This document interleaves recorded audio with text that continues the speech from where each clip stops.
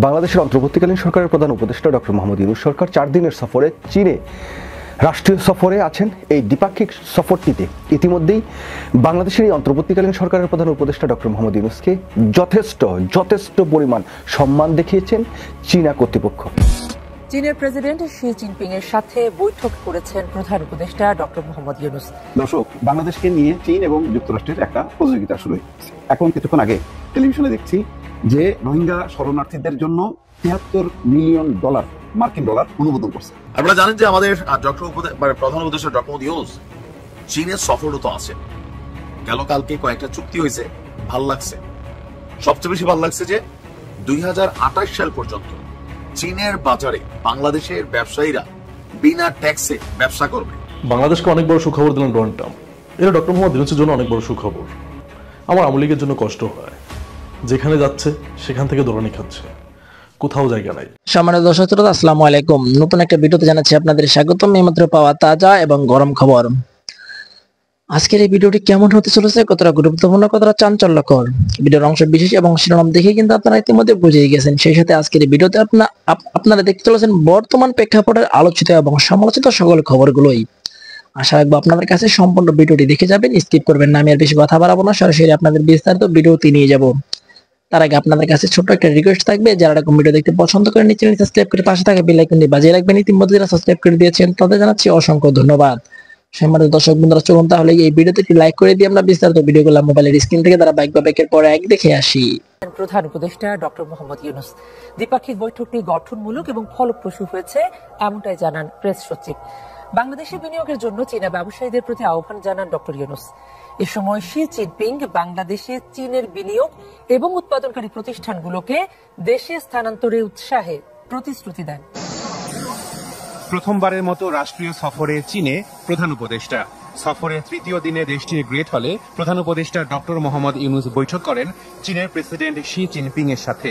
Great হলে doctor ইউনূসকে স্বাগত জানান শি জিনপিং। বৈঠক শেষে প্রধান উপদেষ্টার প্রেস সচিব শফিকুল আলম জানান, দুই নেতার এই দ্বিপাক্ষিক বৈঠক গঠনমূলক ও ফলপ্রসূ হয়েছে। চীনের বিনিয়োগ এবং উৎপাদনকারী প্রতিষ্ঠানগুলোকে বাংলাদেশে স্থানান্তরে উৎসাহিত করা হবে বলে বৈঠকে উল্লেখ করেছেন শি জিনপিং। বৈঠকে শি জিনপিং প্রধান উপদেষ্টা এবং অন্তর্বর্তী সরকারের প্রতি তার সমর্থন পুনর্ব্যক্ত করেন।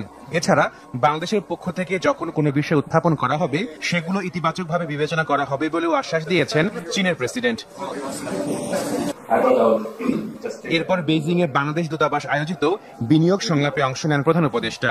সংলাপে উপস্থিত ছিলেন চীনের ব্যবসায়ীরা। প্রধান উপদেষ্টা বলেন, ভূ রাজনৈতিকভাবে বাংলাদেশের অবস্থান খুবই গুরুত্বপূর্ণ। এই অঞ্চলে ব্যবসার যথেষ্ট সুযোগ আছে বলে চীনের ব্যবসায়ীদের জানান প্রধান উপদেষ্টা। এছাড়া গেল 8 মাসে বাংলাদেশের ব্যাপক পরিবর্তন হয়েছে, তাই বিনিয়োগের জন্য চীনের ব্যবসায়ীদের প্রতি আহ্বান জানান তিনি। So, if you have to do business with the world, you have to go to Bangladesh. So, Bangladesh is a path, not only for Bangladesh itself, but the 3 other major regions. এছাড়া শুক্রবার প্রধান উপদেষ্টা বৈঠক করেছেন চীনের vice president হান জেং এর সাথে। দর্শক, বাংলাদেশকে নিয়ে চীন এবং যুক্তরাষ্ট্রের একটা প্রতিযোগিতা শুরু হয়েছে। এখন কিছুক্ষণ আগে টেলিভিশনে দেখছি যে রোহিঙ্গা শরণার্থীদের জন্য $73 মিলিয়ন মার্কিন ডলার অনুমোদন করছে। আচ্ছা বলেন তো, যেখানে সমস্ত বিশ্বে যত রকম অনুদান সব কাটেল করতেছে, সেখানে রোহিঙ্গাদের জন্য 73 মিলিয়ন অনুদান কেন দিচ্ছে? এর পেছনে গভীর রাজনীতি আছে এবং বাংলাদেশকে মার্কিন যুক্তরাষ্ট্র হারাতে চায় না, কোনোভাবেই বাংলাদেশকে দূরে ঠেলে দিতে চায় না। সেটা জো বাইডেনের সময় যেমন গুরুত্বপূর্ণ, তেমনি একইভাবে গুরুত্বপূর্ণ ট্রাম্পের আমলে। কেন? ভূ রাজনৈতিক গুরুত্ব। বাংলাদেশ এমন একটা পয়েন্টে মার্কিন যুক্তরাষ্ট্রকে এখন মিয়ানমারে ঢুকতে গেলে বাংলাদেশ লাগবে। জাতিসংঘকে যদি মিয়ানমারে ঢুকতে হয় বাংলাদেশ লাগবে। এই করিডোর ভারত দেবে না, একমাত্র দেবে হচ্ছে বাংলাদেশ। সেই কারণে দেখেন এখন এই যে 73 মিলিয়ন মার্কিন ডলার ঘোষণা করলো, সারা বিশ্ব থেকে যেখানে একের পর এক অনুদান প্রত্যাহার করছে, চরমভাবে কাট করতেছে, সেখানে নতুন মার্কিন ঘোষণা গেল তো এই মার্কিন যুক্তরাষ্ট্র। আবার অন্যদিকে চীন, এইমাত্র কিছুক্ষণ আগে খবর, 2028 পর্যন্ত চীনে শুল্ক ও কোটামুক্ত পণ্য প্রবেশাধিকার পাবে বাংলাদেশ। আরো বাকি আছে দর্শক, আরো বাকি আছে। এখন প্রাথমিকভাবে আজকেই তিনি পৌঁছেছেন, আজকেই ঘোষণা 2028 পর্যন্ত চীনে শুল্ক এবং কোটামুক্ত পণ্য প্রবেশাধিকার পাবে। এখনো চীনা প্রেসিডেন্টের সঙ্গে গুরুত্বপূর্ণ বৈঠক আছে, সেই বৈঠকে আরো কিছু জানা যাবে। এখানে বলা হচ্ছে 2028 সাল পর্যন্ত চীনে বাংলাদেশি পণ্য শুল্কমুক্ত এবং কোটামুক্ত প্রবেশাধিকার পাবে, যা বাংলাদেশের সম্পন্নত দেশ থেকে মধ্যম আয়ের দেশে উত্তরণে 2 বছর পর্যন্ত বহাল থাকবে। বৃহস্পতিবার হাইনানের উপকূলীয় শহর, একটা উপকূলীয় শহরে গেছে বার্ষিক সম্মেলন, এটা কি বুয়াও ফোরাম ফর এশিয়া বার্ষিক সম্মেলনের ফাঁকে বাংলাদেশের প্রধান উপদেষ্টা ডক্টর মোহাম্মদ ইউনূসের সঙ্গে বৈঠকে এই তথ্য জানান চীনের উপপ্রধানমন্ত্রী ডিং শুয়ে শিয়াং।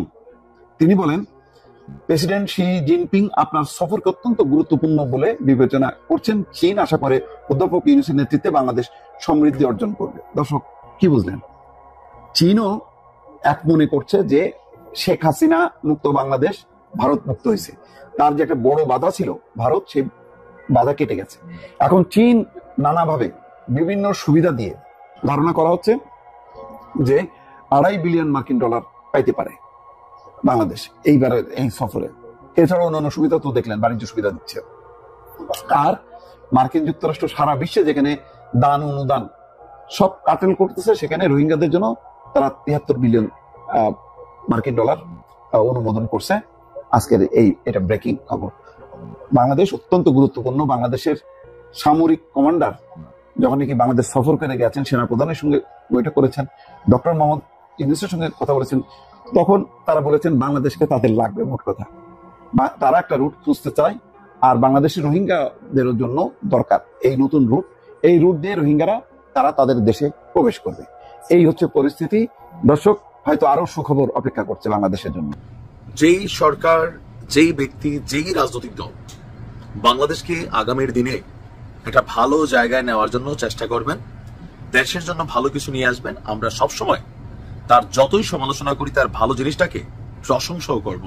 আপনি রাজনৈতিক ক্যাটাগরিতে আমাদের একটা রোগ আছে যে আমার অপছন্দের কোন রাজনৈতিক দল অথবা ব্যক্তি যদি ক্ষমতায় থাকে, যত ভালো কিছুই করুক আমরা সেটা সমালোচনা করি, বাট এটা থেকে বের হয়ে আসা উচিত। যাই হোক, আমি নিজেও ডক্টর ইউনূসের টুকিটাকি সমালোচনা করি, বাট আজকে যে এই সংবাদটা, আমি মনে করি এটা ডক্টর ইউনূসের ফেস ভ্যালু প্লাস সবকিছু মিলিয়ে বাংলাদেশের জন্য একটা পজিটিভ ভাইব নিয়ে আসবে।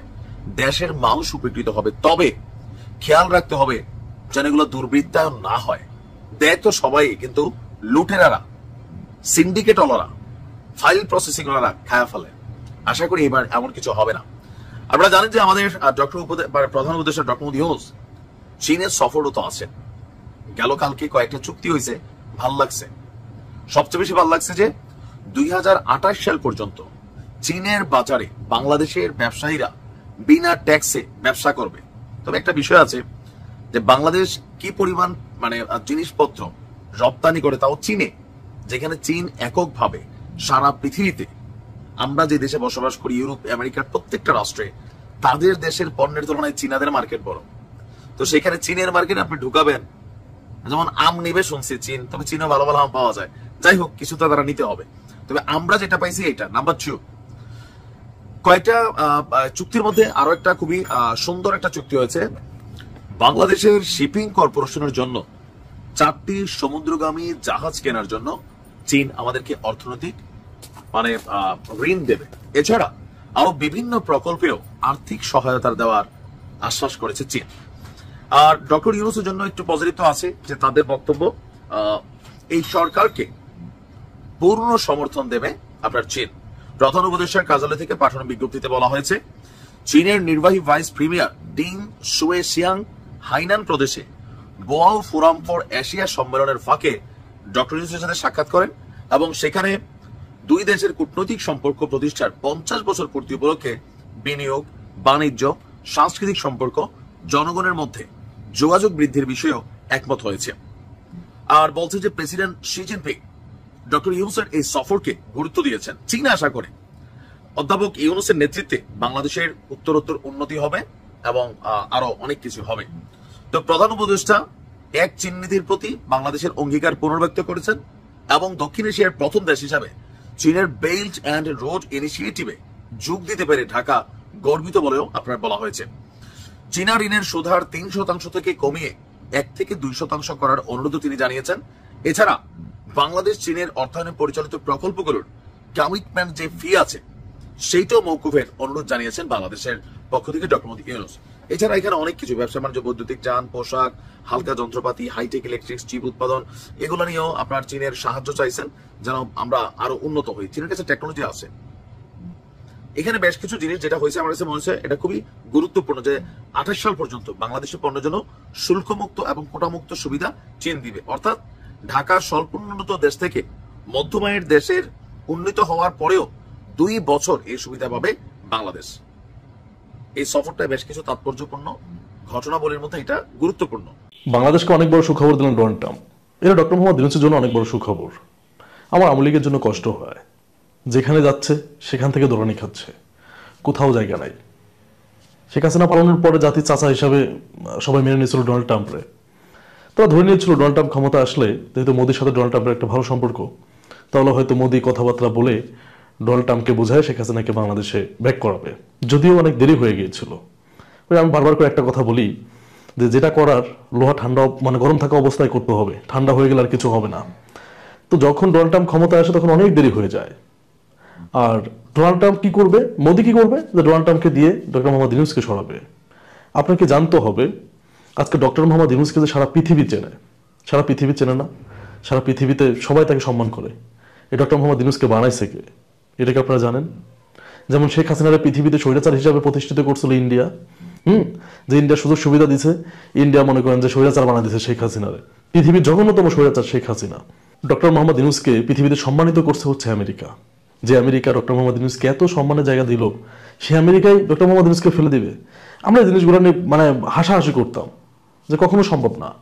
বারবার করে বলছি, আজকেও বলতেছি, ডক্টর মোহাম্মদ ইউনূসের জায়গায় যদি অন্য কেউ থাকতো এই কয় মাসে 3 বার ক্ষমতার পরিবর্তন মানে পালাবদল হইতো। এটা 100%। ডক্টর মোহাম্মদ ইউনূস এখানে আছে বিদায় আজকে পৃথিবীর যারাই চিন্তা করতে বাংলাদেশকে নিয়ে মানে পরিকল্পনা করতেছে বাংলাদেশে কিভাবে শেখ হাসিনাকে পুনর্বাসন করা যায়, তারা একবার ভাবতেছে ওইখানে তো রাষ্ট্রের প্রধান ডক্টর মোহাম্মদ ইউনূস। মোদি ভুল করছে, মোদি ধুতি খুলে দিছে না? বলেন, যে মোদি ডোনাল্ড ট্রাম্পের ভরসায় শেখ হাসিনাকে আশ্রয় দিল, ডোনাল্ড ট্রাম্প ক্ষমতা আসলে বাংলাদেশে শেখ হাসিনাকে পাঠাবে, সেই ডোনাল্ড ট্রাম্প নিজেই ডক্টর মোহাম্মদ ইউনূসের সাথে কাজ করার জন্য বলতেছে যে ডক্টর মোহাম্মদ ইউনূসের সাথে কাজ করবে, বাংলাদেশের পাশে থাকবে। কে থাকবে? আমেরিকা। ডোনাল্ড ট্রাম্প থাকবে। তাহলে আমাদের জাতির চাচা এভাবে বেইমানি কেন করলো আমাদের সাথে? বলেন, আমাদের সাথে বললে ভুল হবে, আওয়ামী লীগের সাথে বেইমানি করছে, বেইমানি আরো করবে। মোদিও যে কোনো সময় পল্টে নিতে পারে, কারণ ডক্টর মোহাম্মদ ইউনূস এখন চায়নাতে আছে। চায়নার সাথে যদি চুক্তি মুক্তি হয়ে যায়, মোদির কপালে কষ্টই আছে। আর চায়না যে পরিমাণ সুযোগ সুবিধা নিয়ে বসে আছে ডক্টর মোহাম্মদ ইউনূসের জন্য, যদি অ্যাকসেপ্ট করে রে ভাই, মোদির খাওয়া নাওয়া ঘুম সব বন্ধ হয়ে যাবে। সংসদের উচ্চকক্ষ কিভাবে গঠিত হওয়া উচিত সেটা নিয়ে একটা ডিবেট চলছে। আমরা জানি সংবিধান সংস্কার কমিশন একটা প্রস্তাবনা দিয়েছে, সেটা কেমন হতে পারে সেটা আমাদের সামনে আসছে, এবং সেই প্রসঙ্গে বিএনপি দ্বিমত প্রকাশ করছে। একটা কথা বলে রাখা ভালো, বাংলাদেশে দীর্ঘদিন থেকে বিএনপি তার সংস্কার প্রস্তাবনায় অনেক আগে থেকেই সংসদের উচ্চকক্ষের কথা বলেছেন। আমি বিএনপির ভারপ্রাপ্ত চেয়ারম্যান জনাব তারেক রহমানকে খুব স্পষ্টভাবে বহুবার বলতে শুনেছি, এবং এতে বোঝা যায় যে তারা এই জিনিসটার ব্যাপারে খুবই সিরিয়াসলি ভেবেছেন। কিন্তু এখন সামনে যে পরিস্থিতি হয়েছে তাতে এই উচ্চকক্ষটা আসলে কেমন হবে সেটা নিয়ে বিতর্ক তৈরি হয়েছে। বিএনপি সংবিধান সংস্কার কমিশন যেভাবে চেয়েছে সেভাবে এটা চাইছে না, এটা অ্যাপারেন্টলি মনে হয়। শুরুতে একটু বলে রাখা ভালো, সংবিধান সংস্কার কমিশন এটা যেভাবে এটাকে প্রস্তাব করেছে আমি এটাকে এন্ডোর্স করি। এটা আজ না, 5 আগস্ট শেখ হাসিনার পতনের পর থেকে অনেকগুলো ডিসকাশন হয়েছে অনলাইনে এবং অফলাইনে। ঢাকা ইউনিভার্সিটিতে বা বিভিন্ন জায়গায় সংবিধান নিয়ে প্রচুর আলাপ আলোচনা হয়েছে, সেখানে আমি খুব প্রকাশ্যেই এই ব্যাপারে আমার অবস্থান জানিয়েছি। এমনকি সংবিধান সংস্কার কমিশন কিছু নাগরিকের সাথে যখন তাদের মতামত আহ্বান করেছিলেন, আমাকে যখন ডেকেছিল তারা, তখনও আমি আমার মতামত দিয়েছি, এবং ঘটনাচক্রে ঠিক সেভাবেই আসলে প্রস্তাবনাটা এসছে। শুধু একটা জিনিস এক্সট্রা আছে, এখানে 5 জন বেশি আছে 100-র চাইতে। আমরা সবাই 100-র কথা বলছিলাম, তারা 105-এর কথা বলছিলেন। 5টা পদ রাষ্ট্রপতির হাতে থাকবে, যিনি সেটা নিজে সিলেক্ট করতে পারবেন। খানিকটা ভারতের মতো, ভারতে আমি ভুল না করে থাকলে 10 বা 12 জন, সংখ্যাটা নিশ্চিত নই, ওখানে রাষ্ট্রপতির হাতে আছে, তিনি সেটা করতে পারেন তাদের রাজ্যসভা মানে আপার চেম্বারের ক্ষেত্রে। এখন আপার চেম্বার কিভাবে বা কেন প্রয়োজন, আমরা সেই আলাপটা একটু করা দরকার। তারপরে আসলে কেন বিএনপি যেভাবে চাইছে সেটা সঠিক হবে বলে আমি মনে করি না। অনেকে এর মধ্যে কথা বলেছেন, বিএনপির এই মতামতের বিরুদ্ধে তাদের অবস্থান জানিয়েছেন। আমিও মনে করি বিএনপির এটা বিবেচনা করা দরকার, খুব সিরিয়াসলি দরকার। মানে আমাদের দীর্ঘদিন থেকে এই আলাপটা ছিল, একটু বিস্তারিত আলাপ করি, দীর্ঘ হতে পারে। দীর্ঘদিন থেকে এই আলাপ ছিল যে প্রপোর্শনাল রিপ্রেজেন্টেশন আমাদের নির্বাচনে চালু করা দরকার। এটা একটা ভিত্তি আছে এই রকম যে আমরা যখন দেখব একটা দল ভোট পাচ্ছে যথেষ্ট, কিন্তু সে তার সিট যথেষ্ট পাচ্ছে না, আবার উল্টো অনেক সময় সে তার ভোটের পার্সেন্টেজের তুলনায় সিটের সংখ্যা অনেক বেশি হয়ে যাচ্ছে। আমরা 2008 সালের নির্বাচনের কথা যদি বলি, বিএনপি এবং জাতীয় পার্টি কাছাকাছি পরিমাণ সিট পেয়েছে, কিন্তু দেখুন ভোটের পার্থক্য, ভোটের পার্সেন্টেজের পার্থক্য কত বেশি। তো ফলে বিএনপি যে এত কম সিট পেল, সে ভোটের পার্সেন্টেজ যদি কনসিডার করা হতো, সে তো আরো বেশি সিট পাওয়ার কথা ছিল, অনেক বেশি সিট পাওয়ার কথা ছিল। তাহলে এখানেই আসলে প্রশ্নটা এসে হাজির হয়েছে। আমরা যদি খেয়াল করি, বিএনপি 2008 সালে 30টা সিট পেয়েছিল এবং সে ভোটের পার্সেন্টেজে 33% ভোট পেয়েছে, 3 ভাগের 1 ভাগ। যদি প্রপোর্শনাল রিপ্রেজেন্টেশন হতো, বিএনপি এই ভোটেই 100টা সিট পেতে পারত, কিন্তু বিএনপি পেয়েছে 30টা, 3 ভাগের 1 ভাগেরও কম সিট পেয়েছে। এই বিবেচনাটাই ইনফ্যাক্ট আমাদের সামনে আসে। টেকনিক্যালি একটা দল 1, 2, 3%, 4%, 5% ভোট পেতে পারে এবং সে কোনো সিট না পেতে পারে, 10% ভোট পেতে পারে, কোনো সিট না পেতে পারে। ফলে এই আলাপটা আসে যে বিশেষ করে পার্লামেন্টারি সিস্টেমে তো সংখ্যাগরিষ্ঠের শাসন হয় না। সংখ্যাগরিষ্ঠের শাসনই হচ্ছে গণতন্ত্রের মূল কথা, গণতন্ত্রের মূল কথা, কিন্তু সংখ্যাগরিষ্ঠের শাসন হয় না। এমনকি 2008 সালে আওয়ামী লীগ এত ভূমিধ্বস বিজয়ের পরও ভোট পেয়েছে 49%, কিন্তু আবার মজার ব্যাপার, সে সিট পেয়েছে 230টা, 49% তার সিট পাওয়ার কথা ছিল 150-এরও কম, কিন্তু পেয়েছে 230। সে কত বেশি পেয়ে গেল। এই আলাপগুলো এসছে, সেই কারণেই বলা হয় যে প্রপোর্শনাল রিপ্রেজেন্টেশন যদি পার্লামেন্টে হয়, ইউরোপের বেশ কিছু দেশে এই জিনিসটা আছে, তখন সেই ক্ষেত্রে এটা বিবেচিত হবে। কিন্তু আমরা লোয়ার হাউসে প্রপোর্শনাল রিপ্রেজেন্টেশনের ঘোর বিরোধী ছিলাম, এখনও আছি। কারণ আমাদের মতো দেশে প্রপোর্শনাল রিপ্রেজেন্টেশন চালু হলে দেখা যাবে সরকারই গঠিত হচ্ছে না, এবং কোনো রকমে গঠিত হলে সরকার স্টেবল হবে না, সরকার চলতে পারবে না।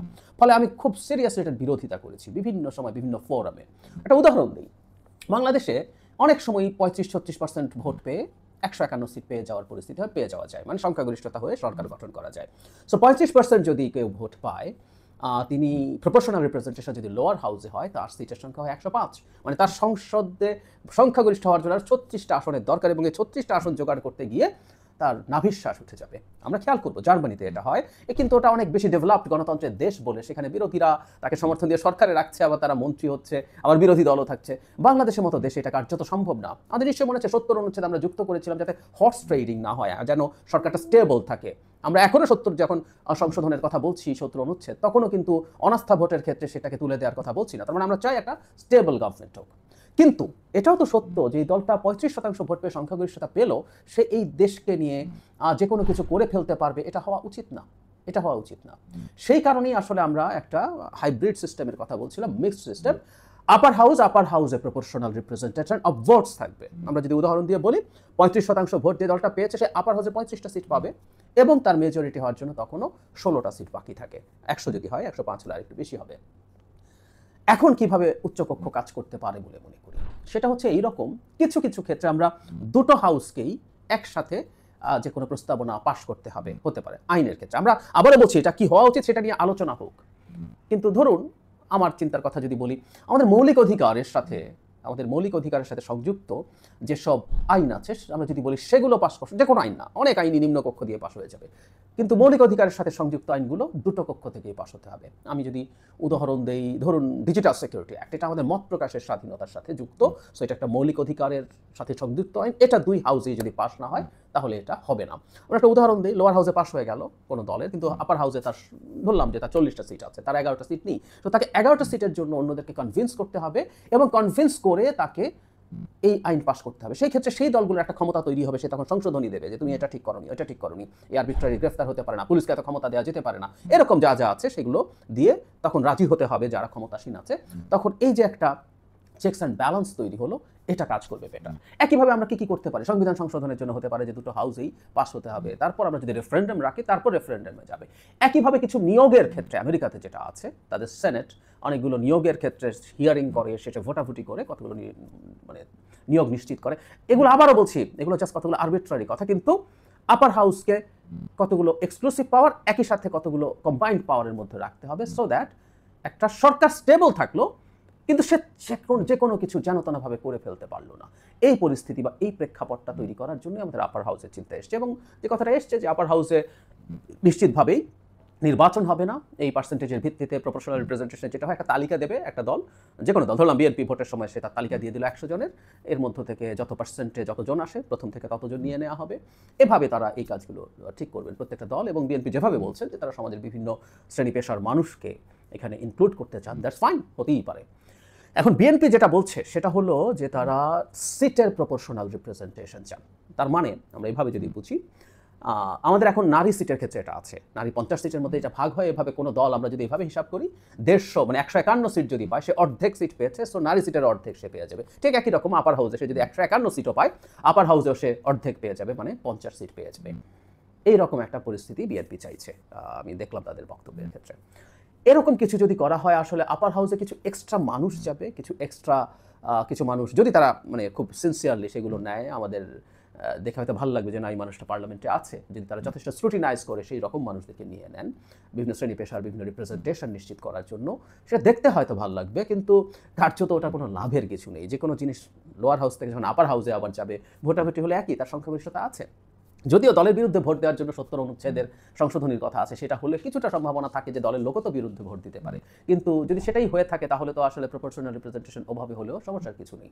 কেউ বলতেই পারেন যে আপার হাউসে কিছু জিনিস আটকে যেতেই পারে, বাংলাদেশে একটা দল আরেকটা দলকে বিপদে ফেলার বা সরকারকে বিপদে ফেলার চেষ্টা করতে পারে, যে তারা চাইছে না যে এটা করবে, তো ফলে তারা ব্যারিয়ার তৈরি করার চেষ্টা করলো, তারা অহেতুক ব্যারিয়ার তৈরি করার চেষ্টা করলো, করতে পারে। ইনফ্যাক্ট গণতান্ত্রিক ব্যবস্থায় এভাবেই হয়, গণতান্ত্রিক ব্যবস্থায় এই কারণেই বহু অটোক্রেটিক সিস্টেমের চাইতে তুলনামূলকভাবে স্লো, ওর প্রচুর রুলস অ্যান্ড রেগুলেশনস থাকে, প্রচুর চেকস অ্যান্ড ব্যালেন্স থাকে, সো কিছুটা এগুলো মেনে নিয়েই করতে হবে। একটা ফুল প্রুফ কোনো সিস্টেম এক্সিস্ট করে না, পৃথিবীর প্রত্যেকটা সিস্টেম ফ্ললেস না, প্রত্যেকটা সিস্টেমের কোনো না কোনো ফ্ল থাকে, কোনো পারফেক্ট সিস্টেম বলে কিছু নেই। ফলে আমরা এটা যখন নেব এরও কিছু ড্রব্যাকস থাকতে পারে, নিশ্চয়ই পারে, আই ডোন্ট ডিসএগ্রি, আমি অবশ্যই মনে করি, কিন্তু যে বলছি এটা আমরা আসলে ওজন দেবো আমাদের কোনটা বেনিফিটের দিকে বেশি যায়, আমি সেটা মনে করি যে এটা বেনিফিটটাই বেশি হয়। আমি আশা করি বিএনপি তার এই অবস্থান পুনর্মূল্যায়ন করবে। এটা সত্য যে এই নির্বাচনেই এটা নিয়ে খুব বেশি স্ট্রেস টেনশন হয়তো তৈরি হবে না, কিন্তু দীর্ঘমেয়াদে আমি আগেও একটা কথা বলছি, সংস্কারের কয়েকটা কোর জায়গা বিশেষ করে আমাদের এডুকেটেড কনসিয়াস মিডল ক্লাসের মধ্যে খুব ভালোই ট্র্যাকশন পেয়েছে। বিএনপি তার ভবিষ্যৎ রাজনীতি বিবেচনার ক্ষেত্রে এই ব্যাপারগুলো মাথায় রাখবে বলে আমি বিবেচনা করি, আমি এটা আশা রাখতে চাই অ্যাটলিস্ট আর কি, তারা এটা মাথায় রেখে বিবেচনা করবেন। এবং যে বললাম যে নির্বাচনে জেতা যায় কিন্তু ধাপে ধাপে তাদের যে ন্যারেটিভ সেই জায়গায় আসবে, এবং এই মুহূর্তে বিএনপি যে অতীতে যে গণতান্ত্রিক লড়াইটা করেছে, সংগ্রামটা করেছে, সেটার জায়গায় এসে দেশের গণতন্ত্রকে আরেকটু চেকস অ্যান্ড ব্যালেন্সের মধ্যে আনার কৃতিত্ব নেওয়ার এটাই সুযোগ দিয়ে। প্রিয় দেশবাসী, শুরু থেকে শেষ পর্যন্ত যারা এই ভিডিওটি দেখেছেন সকলকে জানাই অসংখ্য ধন্যবাদ। যারা এরকম নিউজ ভিডিও পেতে পছন্দ করেন তারা অবশ্যই এই চ্যানেলটি সাবস্ক্রাইব করে পাশে থাকা বেল আইকনটি বাজিয়ে দিবেন। যারা এখন এই ভিডিওটি শেয়ার করেননি, এই ভিডিওটি দ্রুত শেয়ার করে সকলকে দেখার সুযোগ করে দিন। আজকের মতন এই পর্যন্ত, দেখা হচ্ছে পরবর্তী কোনো ভিডিও নিয়ে ইনশাল্লাহ।